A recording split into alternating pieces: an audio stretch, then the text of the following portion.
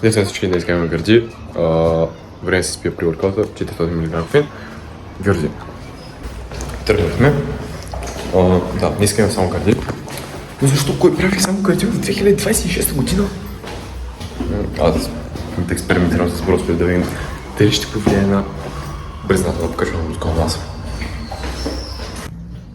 Общо взето правихме бенч, обаче не го снимах, защото беше просто мега зле, защото правихме с плейти нещо, но нормално, защото не сме правили от много време бенч и да, в началото ще е така.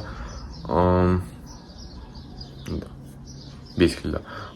Беше хубава тренировка, понеже е броспит, макс интенсити, отколкото като е upper lower, трябва да се образиш до известна степен дали правиш 1 репсин резерв, 2 репсин резерв и така нататък, за да може да се възстанови до следващия пар дей.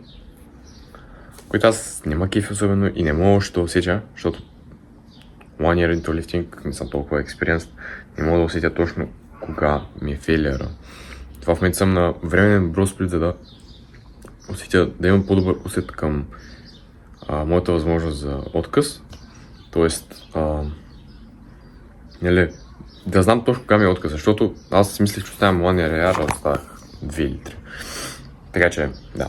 В момента съм просто ми харесва повече да тренирам, до абсолютен redonkulous failure и някакво да имам малко по-голям обем.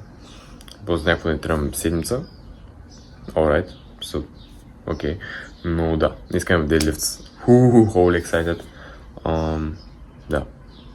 Basically, това беше видеото. Точно чакай. Това ще го свържа преди тренировката. Когато гледам тренировката, не знам.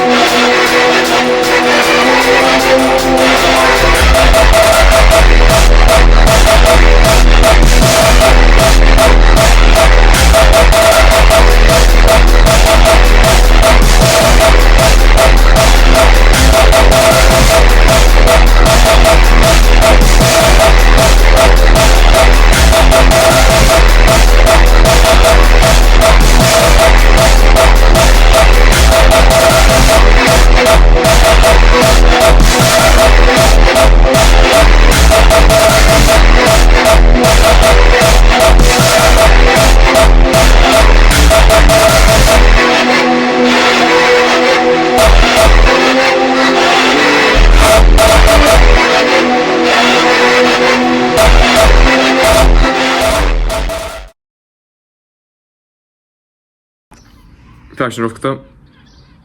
Хубава беше, добре ми стана и да. Ай, чао.